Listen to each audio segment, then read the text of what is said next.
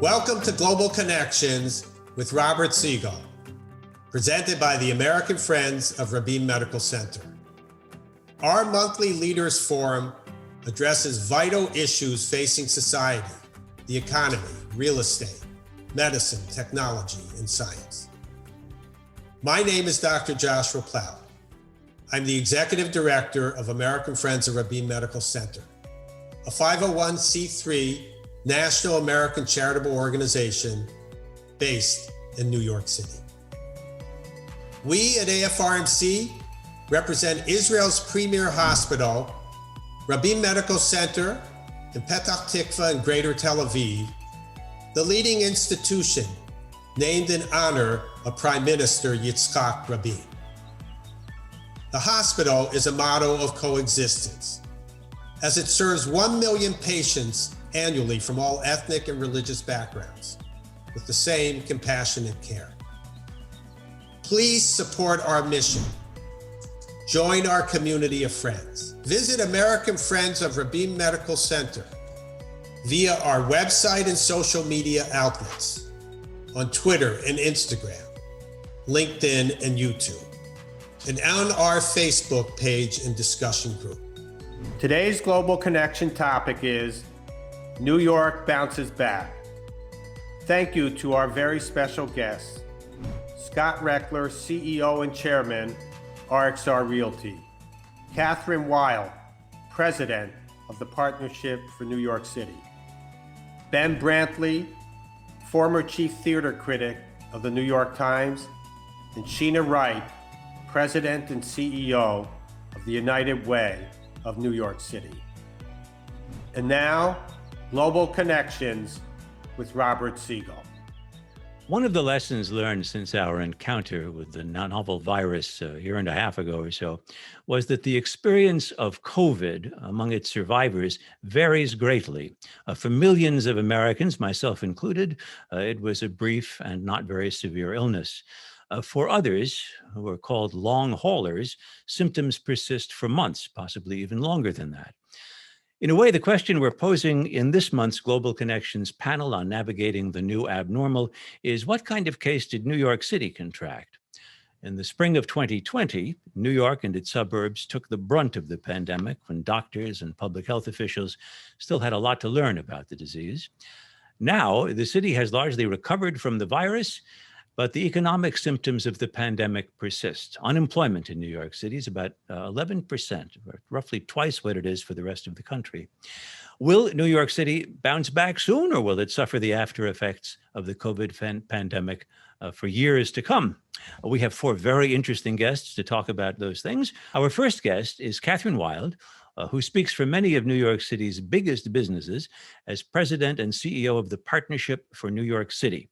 That's a nonprofit that advocates for the city. Its members include some 250 of the city's biggest businesses. Cathie Wilde, thanks for joining us. I mentioned the unemployment rate as a metric of where New York City is. For your members, what are the key metrics of New York City's recovery, and what do those metrics tell us so far? Well, I think the jobs is the right place to start, because the impact of the COVID was serious. But on our macro economy, we really kept that going. We were only down in 2020 about 3.3% in terms of our city gross domestic product output.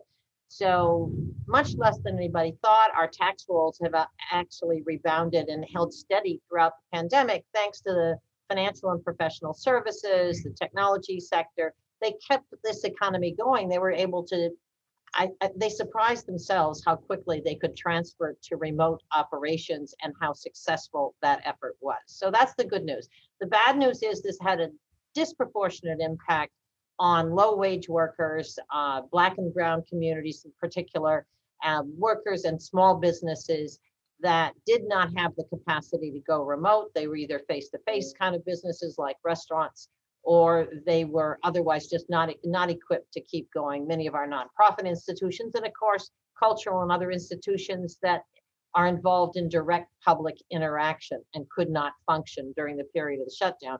So starting in March 17th of 2020, our economy was shut down for 3 months, and that meant that our brick and mortar economy was shut down. And that had a big impact. And we measure that today.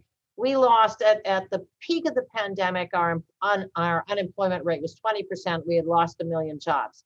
We're back to about 440,000 jobs that we're down right now. So we've begun rebuilding, but some of those jobs and many of those businesses are never going to reappear. And we don't really have that number yet because we have a moratorium on evictions until the 1st of September. So we can't tell how many people are going to be able to, and how many businesses are going to be able to rehire and pay back rent, and how many are going to go under. So that's kind of right now what we're looking at. The Partnership for New York City took a survey to see, to estimate how many people will be back on the job working from the office come September. And the number was what, 62%? That the estimate of employers of how many office workers will come back, and Manhattan had 1 million office workers in 2019. They're expecting that 62% will be back in the office by the end of September. And then it's a question of a phase-in of how many, whether they'll come back on a full-time basis or what they call a hybrid model, which means that we may face a situation where for some period of time, we will have fewer people, lower density in Manhattan. And that again is another impact on small business, revenues to our transportation system, et cetera. So it's a serious issue. So is the cup 62% full or 38% empty in that case? Well, it's unclear how many people were in the office every day in 2019, pre-pandemic, because we have, as you know, we have global industries where many of our workers are traveling on a regular basis or in and out of the office.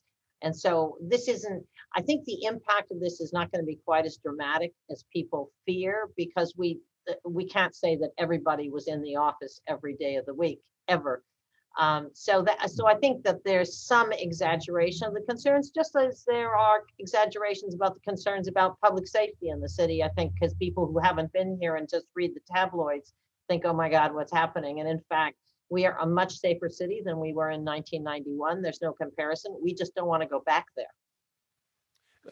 For members of the Partnership for New York City, what's the worst concern? What's the worst fear right now? I think the biggest concerns are public safety broadly, to make sure that we don't, because the concern about the police and police accountability has impacted the city in a way that we're trying to figure out. And so there's a period of time where the relationships between community and police, and Sheena may talk more about this, but where it's a real front burner issue. And in the meantime, we've seen increases in shooting and in violent crime that have everybody very concerned. But you mentioned a lot of low-wage workers, members of the Black and brown communities of New York City, who were hardest hit when it came to unemployment. Some of them are also undocumented. About 504,000 is the estimate of undocumented residents living in New York. Do those people go back to, say, all those restaurant jobs that used to exist in the city, or do a lot of those restaurant jobs simply disappear along with the restaurants? Well, a number of those restaurant jobs have already disappeared. And so that's a big question. And the issue of how we're going to adequately prepare and retrain unemployed workers for the jobs that require some additional expertise, some technology, familiarity with technology. You go into a restaurant today and that you're as liable to have a little card, QXR card, is that right? Where you see your menu as opposed to have a waiter hand it to you. So a lot of those jobs have disappeared or will disappear. And this was a problem before the COVID. We have a big skills gap. We've got 400,000 plus people unemployed, and we've got 300,000 plus job openings that we need to fill. And the difference is the credentials required to fill those jobs. And that's something that is a top priority for all of us to work on. But what I'm hearing from you, just in summary, is a concern about being too doomsaying at this point about being too negative. Things look, I hear you saying, New York can pull this one out. Since we declared reopen, and I'm sure all the panelists will agree with me, since the Governor Cuomo declared that we were going to reopen on June 15th, we've seen a real resurgence in the city that, the masks come off and all of a sudden people feel more comfortable in the city and returning to a way of life where we're interacting with real people and not just Zooming. Well, Cathie Wilde, it's although we are just Zooming, thanks, and stick with us for a little while. We'll Sure. come back Thank to you you. during the question and answer session. Our next guest was on our first panel 1 year ago. Mr. Reckler is CEO and chair of RXR Realty. RXR is one of the biggest property owners, managers, developers in New York City, with assets estimated at over $22 billion and more than 25 million square feet of commercial space. Scott Reckler has served as vice chair of the Port Authority of New York and New Jersey, on the board of the Metropolitan Transportation Authority, and among many other things, he is also honorary chair of the American Friends of the Rabin Medical Center. Scott Reckler, welcome back. It's good to see you again. Thanks, Robert. It's great to be back. We've just heard a number of how many people, according to their survey, are expected back in the office come September, about 62%. You think that's low, I gather. You think that it'll be more than that? From talking to all of the companies that are in our buildings right now, and again, we have Class A office buildings throughout New York. What we're hearing is between now and September, all of them are coming back. Now, to what degree they come back to, as Cathie made the point, is and they may not be back 100% of their people. There may be some portion that works remotely full time. There's some portion that's going to be in the office full time. And there's a large portion that people are anticipating at this point will be hybrid work, where they'll be in the office, 3 or 4 days a week, and they'll be either traveling or working remotely the remaining day of that week. So, but what I would say is, when I interviewed with you a year ago, I was in the office at that time, and so it was early, and we started with about 25% of our people, and then quickly that 25% grew to 50%, and then as people began to get comfortable and seeing the interaction, even when we were coexisting with COVID, more and more people wanted to come back because they didn't want to be left out. They wanted to be part of the conversations. They missed the mentorship, the comradeship. And so we quickly got to 90% and found ways to take more space to bring people back. And so I do think that when people actually come back to the workplace, get through some of the anxiety they feel from coming back and some of the complacency of not being in the workplace, they're going to be surprised at how quickly everyone starts to come back again, of wanting to re-engage, be part of a team, and again, fear of not being able to have their career and themselves continue to grow. But as of now, RXR's business tenants are the occupancy rate is way below what RXR's occupancy rate is, as you've just described it. It's a lot more than it was a year ago when we spoke. But what do you have about? I think you told me about 18% right now of your offices actually being or the jobs, people coming to their jobs. Can that dynamic be so powerful between now and September in the summer that we go from a number like that, 18% occupancy, to effectively 100% occupancy? And again, 100% of the tenants coming back, the companies coming back, whether they have all of their employees back differently. But I have full confidence from my conversations with the heads of all of these companies that they're coming back. They're not. And again, just even, Cathie made the point that I agree with, there was probably, 2 milestones that helped accelerate that thinking. The first was when President Biden noted that any American that wants to be vaccinated will be able to be vaccinated by July 4th, which then gave, companies the ability with definitively to know that they can comfortably reset an opening date and give their employees a timeline. And the second is when the governor relieve some of the COVID restrictions, when now people can come back into the office buildings freely. You can walk into our lobby. You don't need to wear a face mask. You're walking through your office that way. Even today, you go to the streets and the restaurants in Midtown at lunchtime. They're packed inside. They're packed outside. So there's a whole different level of vibrancy over the last few weeks in New York. But if there's a significant amount of hybrid work coming and becoming part of the routine of life in New York City, then a ratio that you've cited would change, wouldn't it? You told me that, say, if there are 60,000 office workers in RXR properties, there are 300,000 service jobs that depend on those workers. If those workers are coming in every other day, do we think now in terms of only 150,000 service jobs being supported by those office workers? Right. So, cities like New York are an ecosystem, right? So, and particularly in the central business district, where a lot of the small businesses and restaurants are supported by the people that work in those offices. Same with our transit system that's built for a certain level of ridership that relies on that ridership being there, and it's a fixed asset. So, it clearly, if we have less people coming back to the office and in that hybrid environment, it will have some impact.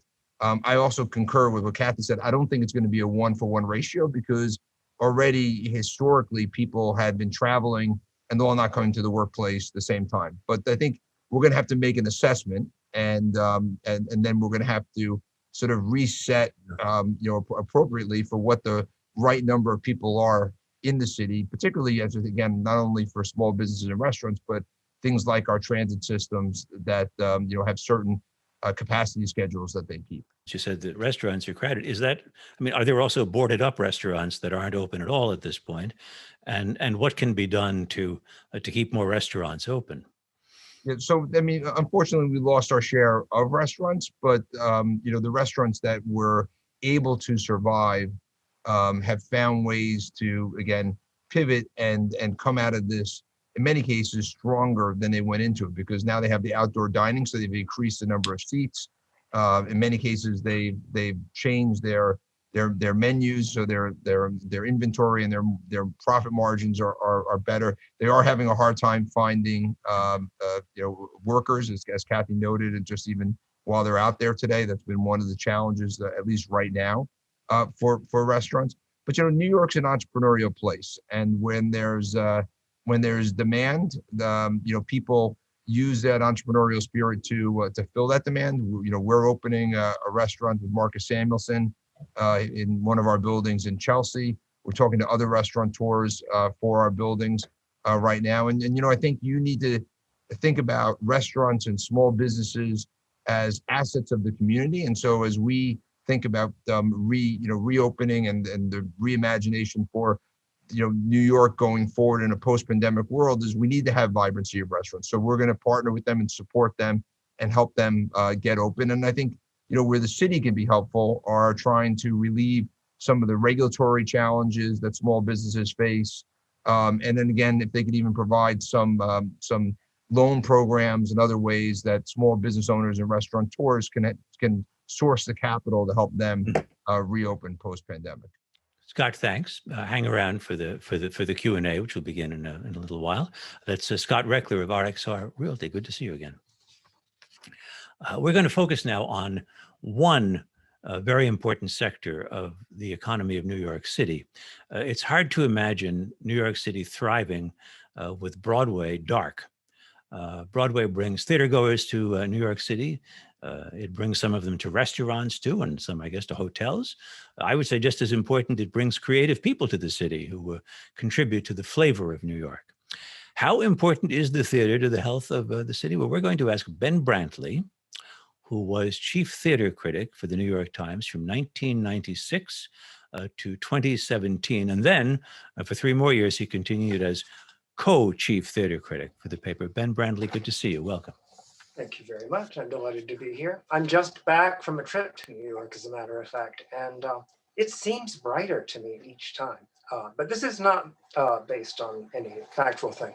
As far as the theater goes, yes, as you say, it's not just part of the myth of New York, although it is that in a very potent aspect. It was what I grew up sort of marveling at from a distance, but it's a huge business. It was $1.8 billion in revenues in 2019, the last full year.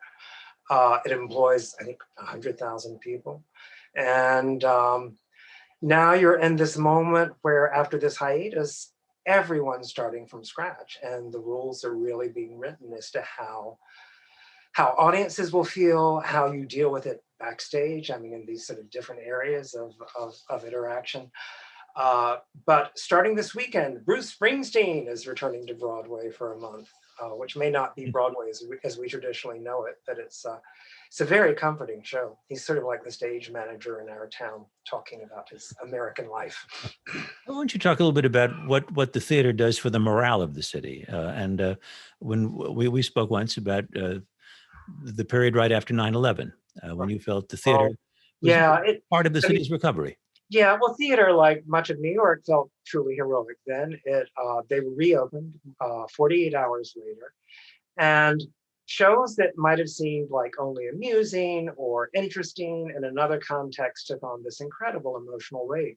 I mean, people were sobbing at Mamma Mia. It just seemed like this great catharsis. An ABBA musical. There was an adaptation of Ovid's Metamorphoses. Mary Zimmerman did at a smaller theater. That was, stories of loss and regeneration. And these things had been conceived of before 9/11, but they just seemed such a beautiful coda to it. And an uplifting one as well. And also people just being able to sit together and experience something in a common space, which I think is what we've been missing so desperately for a year. The year of the pandemic was also the year of Charles Floyd's murder and the growth of the Black Lives Matter movement.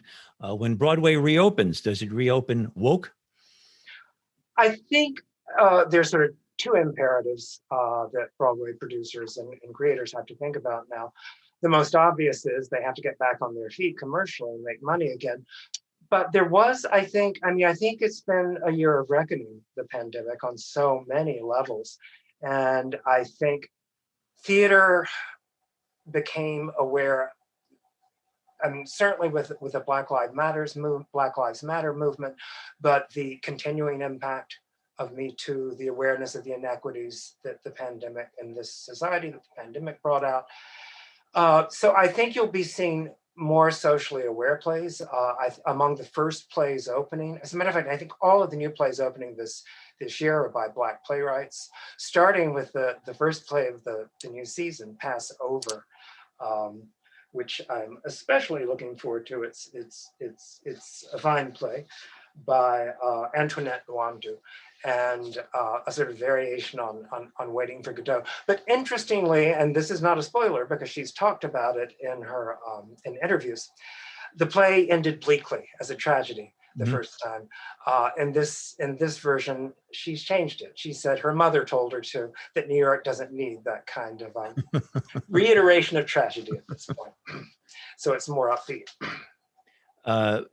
By the way, do you think that the allure of theater, and you just described how good it was after 9/11 to sit together with other people, do you think that the allure of theater is essentially different and more powerful than the allure of the movie house? Oh, no question. At a time when we all have HD, high-def TVs the size of small billboards. Oh, no, it's essential. I mean, and especially with live theater, as opposed to seeing things even on a large screen with a lot of other people. Because there's that exchange of energy between the performers on the stage and you, the audience, and every actor will tell you that every night is different because the audience is different. So it's a singular event, and I think there's a sense that we're all involved and that it's personal for all of us, and that we're all contributing, and that to me is a kind of paradise. Is there any sense out there that theater owners or producers, in order to jumpstart Broadway's recovery, might think about, say, discounting ticket prices? Well, wouldn't you think so? I haven't seen a lot of evidence of that so far. I think they might be a little less, but the average ticket price for 2019 was $135. And so that includes the balcony, as all the way to the premium seats. But it's not cheap now. And I think in terms of addressing the social inequities that we're supposed to be thinking about now, the ideal would be to have theater that would be more accessible to people of different income brackets, where it wouldn't have to be something you'd have to mortgage your house for. Yeah, think of that. But do I see evidence of that happening? No. Ben Brantley, former New York Times theater critic, thanks, and stay with us because we'll be having some questions soon. We're going to turn now to our fourth and final panelist. Sheena Wright is president and CEO of the United Way of New York City, which he describes as a backbone organization that works across the corporate, government, and nonprofit sectors. The United Way of New York City speaks of a two-part crisis: adults who can't make ends meet and children who are struggling to succeed in school. And I'd like to begin that two-part crisis. It didn't begin with COVID-19, obviously, but looking ahead, how much harder are the challenges facing, first, let's say, adults in New York City who are trying to make ends meet because of the experience of the past year? Well, before COVID-19 hit, 40% of all households in the city of New York did not make enough money to make ends meet. We often hear the term poverty. It's a measure the federal government uses that's really outdated, and it really doesn't tell you much. And so we really try to understand exactly how much money do you need to pay for rent, food, childcare, just basic expenses. And before COVID-19, 40% of households didn't have that. And we also had an educational system that wasn't producing opportunities for young people to achieve career paths so that they can become self-sufficient. So you had this, generational challenge, poverty and lack of self-sufficiency. I think Kathy and Scott mentioned some of the statistics in terms of unemployment, but the overwhelming majority of people that were unemployed during COVID-19 were Black and brown low-income people in the city of New York. And as Scott described, we'll have a different, coming back to the office, and you talked about the additional hundreds of thousands of people that support that effort. Those people, the return is going to be uneven. It's going to be disparate. And this is the community as well that overwhelmingly was impacted by the disease in terms of infection and death and the state of the disease that they found themselves in. So it's much more challenged state. And what we even see on the horizon as the eviction moratorium is lifted in September, we see hunger is going to be a major issue for years to come. So that community that was already challenged has been really deeply impacted, and that's going to continue. I mean, barring the use of federal funds to avoid a crisis, how many people could be evicted in the coming months once the federal ban is lifted in New York City? A lot. It could be, certainly in the hundreds of thousands. Right. The state did pass some legislation in the last budget focused on kind of rent relief and with some focus on undocumented, because a lot of and Kathy gave the statistics on the number of undocumented workers in New York City. They were not eligible for a lot of the relief that came through the federal government. But even what the state passed could impact maybe 300,000 undocumented workers across the state, but there are 500,000 undocumented workers right here in New York City. So, we have to be very creative, in terms of what the corporate sector is doing, what the city's doing, what the state is doing, what the federal government is doing, and really be very intentional about making sure that we're targeting resources and investments to the people that already had inequitable opportunities before COVID-19 hit. You told me not to think in terms of a rising tide raising all boats. That's the wrong way to look at aid to New York City right now. What do you mean by that? What I mean is if we look at kind of the broad numbers, unemployment is now, much lower, but if we really drill down and say, well, what is the unemployment rate for Black males? Or what is the unemployment rate for undocumented workers? And we really work to solve those problems. but if we're just looking at the top line numbers and not really, it's almost like precision medicine, right? We've got to really be much more precise, because quite frankly, the 20 or so neighborhoods in New York City that were challenged before COVID-19 had been challenged for like 40 years at least, right? And certainly my whole lifetime. And if we're not very intentional and precise about what we do coming out of this moment in history, we're going to have the same, conditions sustained over time and worse. Well, what might be an example of using money in an intentional and effective way, rather than these sort of fire hose approaches, which I think is what Washington has turned to at this point? Well, I think, we often kind of revert to everybody gets everything, right? In terms of, just take an example in education. We've had a lot of initiatives that were middle school for all, or whatever for all. And we need to really be there. I mean, we know what the zip codes are. We know the neighborhoods and communities that have been most impacted.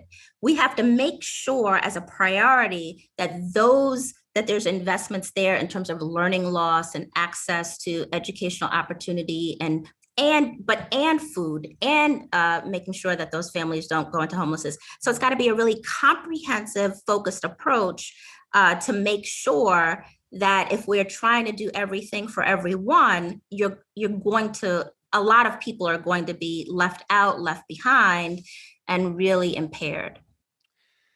New York City schools conducted a massive pedagogical experiment over the past year in online remote learning for the population of kids who were struggling before COVID came. How would you describe the results of what passed for a year of schooling? Devastating. The learning loss is staggering. We knew before COVID-19 that over 60% of low-income families didn't even have books at home. And they didn't have books at home, not because they did not want their children to have books, but because they were really deciding whether or not they were going to pay the rent or buy food. And so being cut off from educational opportunity in the classroom, not being able to be connected through all the broadband failures, certainly that we saw, and not even to have kind of the materials at home, the impact and also the social emotional challenges, really staggering. So again, with this huge influx of resources from the federal government and the state in education, it's how are we really being very intentional and precise about ensuring that families, communities, and children are getting what they need in order to progress and come out of a very difficult situation. But what I'm hearing from you is there's a risk of a Great Depression in some zip codes of New York in the coming year or two, if indeed the right assistance isn't given, and it isn't even clear to me that there can be the right assistance. Well, there is a date. I mean, but those neighborhoods and communities, those zip codes were already they were already, they weren't as challenged, right, as when I grew up, but they were challenged. And so, yes. But I do think, and I hate to be the one who brings the whatever to the party, but I do have a lot of optimism that we can really do some moonshots just in terms of our approaches. We have to do things differently. We cannot take the approach of, these little discrete islands of success. We really have to mobilize cross-sector, corporate, government, nonprofit, working in a very intentional and strategic way to solve these problems. And I'm one of those New Yorkers. I think we can do anything. And so I think the will is there, the spirit is there, the energy is there. We need a very focused blueprint and roadmap and a level of accountability. Well, Sheena Wright, thank you so much for talking with us. Sheena Wright, who's head of the United Way of New York City. And now let's bring back our other panelists. And I have some pre-submitted questions First, one to Scott Reckler. New York City has so many empty retail venues at the street level. What new uses do you foresee for these empty storefronts, and how quickly could that transformation take place? Before I answer, I just want to say I agree with everything Sheena said, particularly in her last segue there. And I think, one way to think of it and ties to this question is that maybe different than your depression concept, Robert, is that is on the surface, New York is going to see this roaring 20s V-shaped recovery. Yeah. But below the surface, there is a whole segment of our community that's not participating in it, where they've been dislocated from their jobs or had not had the opportunity for the training to get there. And it's critical that we don't lose the focus. And I use that word intentionality a lot, because I think that's the word, not for the new abnormal, but for the new normal that we're in right now, is that we need to be intentional about how we try to address some of those challenges. And that is the same thing with our streetscapes and our retail, which is, you can't assume that just the normal retail or commercial operations are just going to open. And there's things, as an example, a program that we've been involved in Times Square is curating artists in vacant storefronts along Times Square, so that they're concentrated areas and people can walk Times Square, and rather than seeing empty storefronts, they can go and view different artists that we've been working with Times Square Alliance and Tribeca Film on curating, as an example. The other is, again, as I mentioned earlier, as owners of real estate in New York, it's almost incumbent upon us to realize that our real estate's not what happens in the four walls. It's about the whole neighborhood around the four walls. And we have to be working with local businesses to help them come up, because that's the character and culture that makes our city great. Let me ask Cathie Wilde about what you, Scott, had said earlier, your sense that a great recovery is coming after the dynamic of the summer. Cathie, can you share that optimism of Scott's a bit, that we're going to see all businesses coming back at different levels of strength by September? I think we're going to see a period of strong recovery, the V-shaped recovery, but I think we are heading into, over the next 2 or 3 years, if we don't, we've been very fortunate that New York has gotten over $6 billion in direct aid to the city, and even more for education. And so we've gotten federal support, as have cities and states across the country, to help spur our way out of this. And as I said, because so many of our global industries have been able to function throughout the COVID at more profitable levels than ever, that's been positive. And to the extent, the other big issue we face is bringing back international tourism, because so many of both our retail, hotel, restaurants depend on that.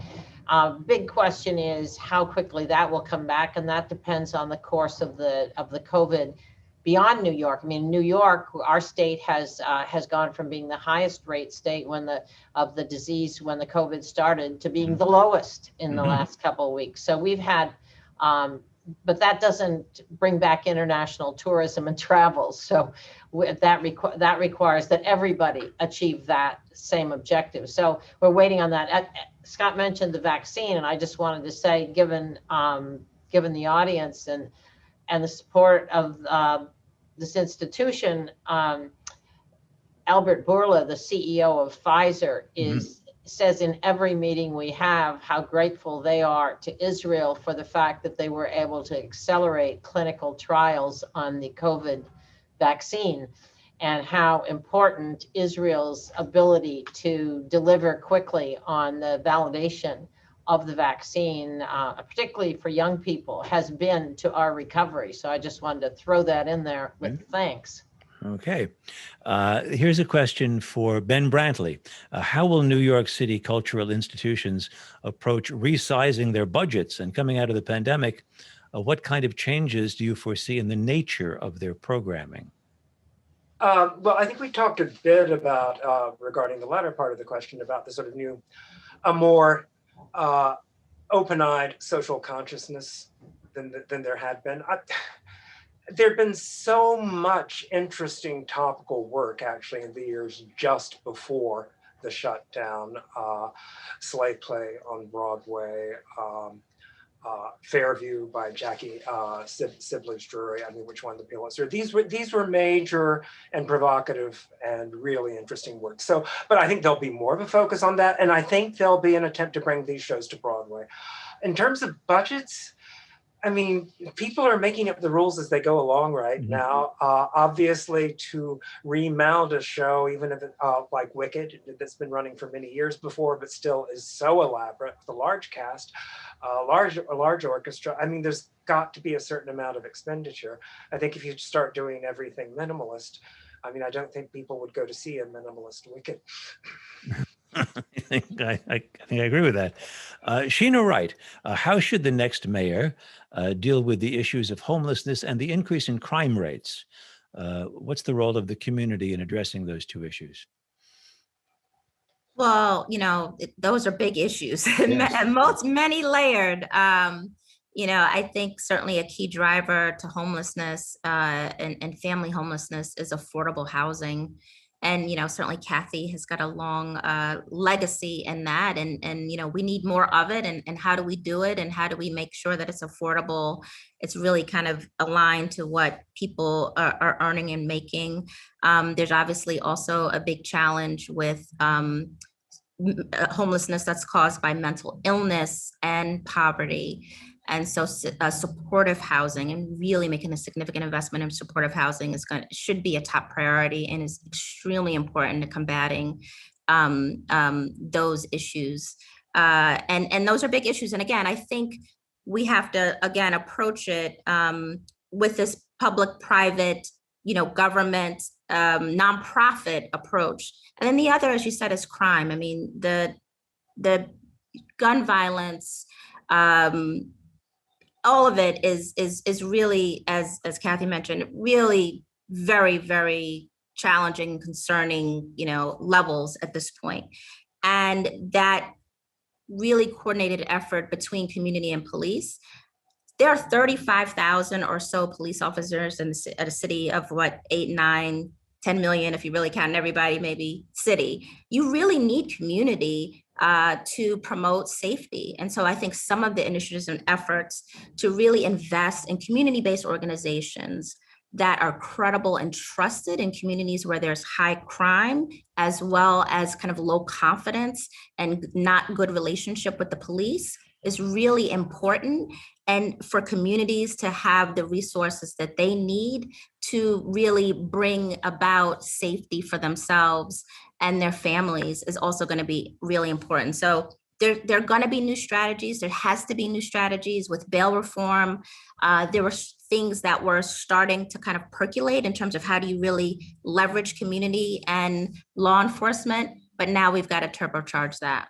But is the, I mean, given that there are reports of more gun crime, Cathie says that they may be perhaps exaggerated, but is there trust right now in the community, in the police, that they can cooperate and that it'll be a respectful, helpful relationship? As was one reading of the mayoral primary is people are turning to the police right now. They think that's what the city needs. Well, I think, the murder of George Floyd really, shook the trust that everybody had in law enforcement, Black, Latinx, white, whatever. I mean, that display and so many like it, has really challenged the relationship between the public and the police. Absolutely. And, people at the same time, right, who are experiencing, it's the same neighborhoods that are over policed that have the high crime rates. And so a relationship, it really happens, at the speed of trust. And also you've got to demonstrate that you're here to protect and serve my community.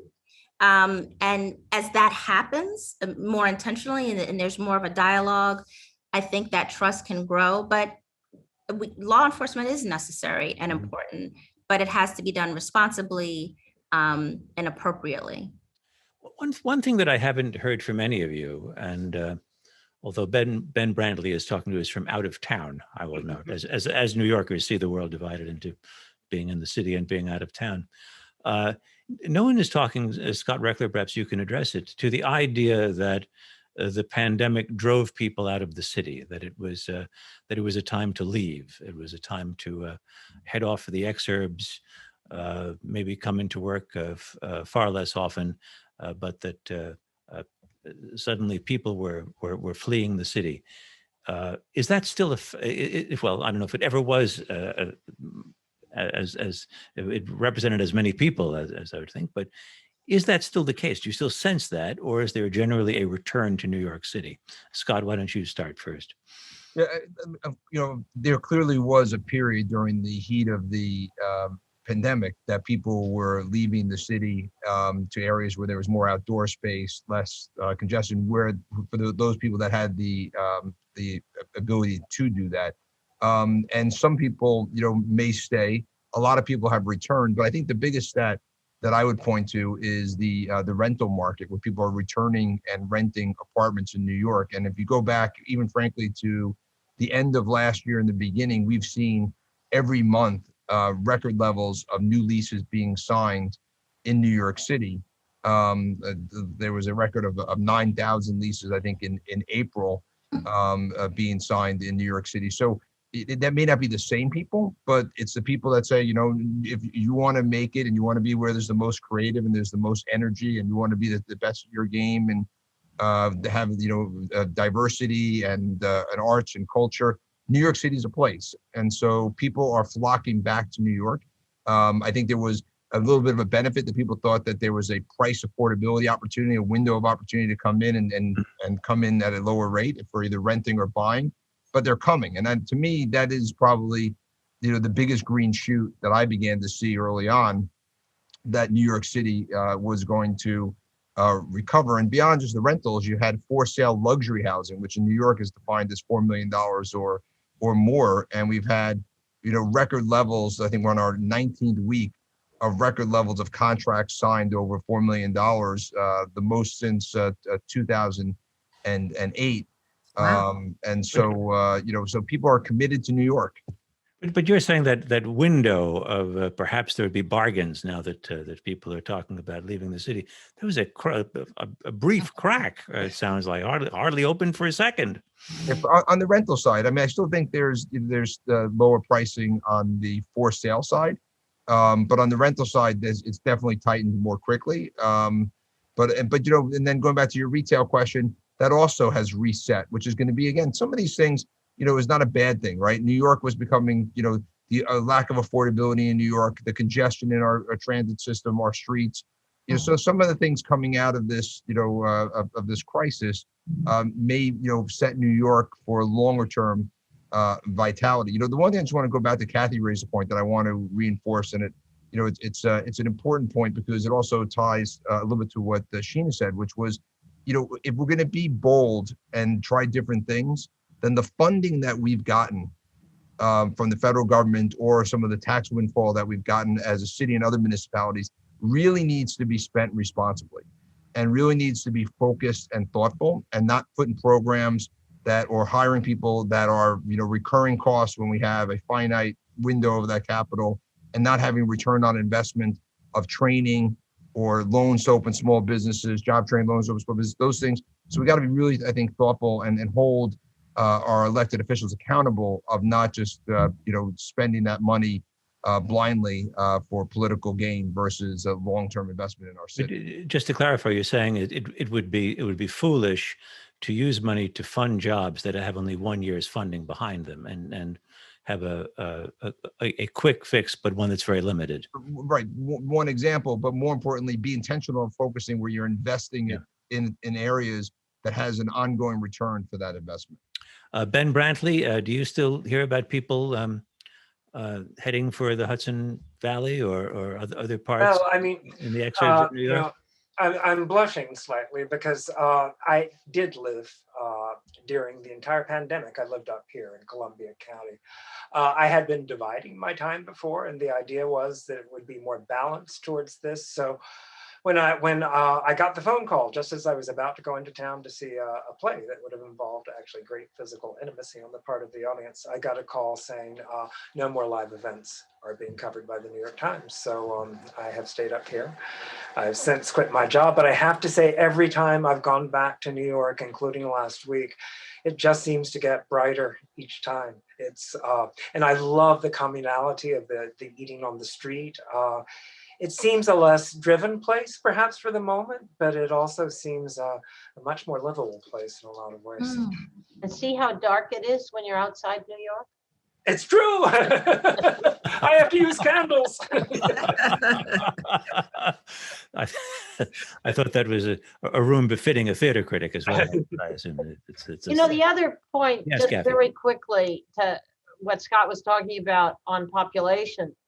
The other point is that historically, New York's population grows by foreign immigration. We're the first stop for people from around the world, talent from around the world that are coming to the United States. And it's always been a transient population, but that's what fuels our growth. And between Trump and the COVID, we've had no foreign immigration for the last 5 years to speak of. It's been cut way back. And that's the other piece that is necessary to reopen our economy and get things going, is we have to bring that back. And it's certainly a top priority in New York. And we hope the country can figure this out, both the path to citizenship for the undocumented who are here, but also to make sure that visa holders and talent and folks from around the world are able to more easily immigrate to the United States. And Sheena Wright, your sense of the either the pull of New York or the push away from New York? Yeah, I mean, I agree. I think what everyone said, there's no place like New York. And, I think the tales of our death have been greatly exaggerated. It is a city where people do come and go kind of over generations. And they're, the new people that are getting those rentals or buying those homes as people have left will still be such a draw kind of for years to come. And then there are those of us that are from here and that have never left and never plan to leave as well. Probably a small, unique group, but yeah, New York will continue to grow and thrive if we all work together to get it done. One question that I have in particular for Kathy, I suppose, but also for Scott. I remember the financial crisis in New York City back in the 1970s, a high point of which was President Ford not coming to the aid of New York City, and a Daily News headline writer taking liberties and summing that decision up as Ford to City drop dead, which probably did a lot to lead to Gerald Ford's defeat in the next election. That hasn't been the problem. I mean, there seems to be money flowing out of Washington in the case of this pandemic. Kathy, is it enough? I mean, if a year from now we're hearing from American cities, from New York, we need more. We need more. Is something wrong given the magnitude of the aid that Washington has approved? Well, the subtext of what Scott was saying earlier, we're very concerned. We think that we've got enough money. It's how we invest it and whether we invest it to create a foundation for the post-pandemic economy. Things have changed, and whether it's in the education systems and whether it's in having adequate connectivity for everybody. And the concern is that, frankly, this proposed city budget, which is going to be adopted in the next 2 weeks, it takes that money and basically spends it on nice but not necessary things for the most case, and many things that should be done in our baseline budget that's funded by local taxes, while we dedicate the federal funds to the kind of investments in workforce and small business and other areas that are sort of building for the future. And that's the challenge that's going to face the new mayor who takes over next year. The projections are that we will be back in budget deficit of $4 billion a year in 2 years. So over the next 2 years. So we really have to, that's the concern we have right now, that we're not. How much does it matter who the mayor is? Well, in New York City has a very strong mayoral form of government. We've got a city council that weighs in on land use decisions, but the power to control the city and its spending really lies with the mayor. So it very much matters who the mayor is, absolutely. And it matters that the mayor calls on the expertise and the assets of all parts of the city. And the frustration we've had for the last 7.5 years has been the business community has felt that Mayor de Blasio didn't really call on the assets of the business community and for that matter, the nonprofit community either, to fully support the city and its growth and its complexity. And that continues to be the case, unfortunately. And Scott Reckler, as Cathie Wilde, she was referring to you. Do we hear you right that yes, it's very important to use the money with intentionality, to use it for the right purposes? The problem isn't the amount of money that's coming to New York City? I mean, just to put this in perspective, when Mayor de Blasio took office, the last budget that Mike Bloomberg passed was at $68 billion. This is the last budget that was put forward was over $98 billion. So imagine, 7.5 years ago when Mayor de Blasio was being put in office and said, I want to deal with inequality, I want to deal with homelessness. And someone said, we're going to increase your budget by 50% and give you $30 billion more, what we would imagine what the city would look like. And the reality is it doesn't look like that money was spent wisely. We still have a homelessness crisis. We still have, our affordable housing with NYCHA is still a mess. We still have, issues in terms of crime. So, I think that this is the key. And I think, Sheena also made the point a number of times, and I agree with it, and Cathie was echoing it, is we all need to be part of the solution. And when you come in and say it's a tale of two cities, and we're just going to forget about one part of the city and just try to solve the other, that's not going to be the answer. The answer has really got to be, we're a city that cares about the challenges we face, and we need to come together collectively, civic, non-for-profit, business, government, and worked, hand in hand to try to solve this problem and build a more prosperous, sustainable, and equitable city. Sheena Wright, you're hopeful about that taking place? Absolutely. Absolutely. I think, we have a whole new government, mayors, borough presidents, city council. We have a fresh slate. And so we can, I think, get some more things done. Well, I want to thank the four of you. If the four of you were running New York City, I'd feel really great right now. And feel much more confident. Thanks to Sheena Wright of United Way and Cathie Wilde of the Partnership for New York City, Scott Reckler of RXR, and to Ben Brantley, formerly of the New York Times. Also, many thanks to Joshua Plout, Nate Banzani, and Ronnie Giuliano of the American Friends of Rabin Medical Center, and our technical director, Bobby Grandone.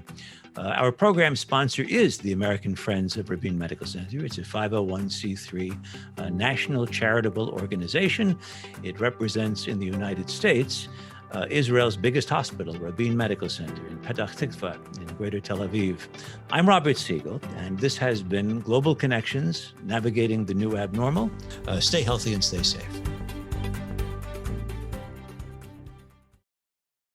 We would be pleased to send a complimentary DVD of this program to anyone who wishes to support JBS with a tax-deductible gift of $36, double high or more. Simply visit the JBS website at jbstv.org and click on the Donate button to make a donation by PayPal or your credit card. And please indicate the program for which you would like a DVD. Or you can send your tax-deductible check to JBS, Post Office Box 360, Stamford, Connecticut 06904. Or you can call the JBS Pledge Line at 833-MY-JBS-TV. That's 833-695-2788. And again, please remember to indicate which program you would like to receive with our compliments. We thank you for your kind support.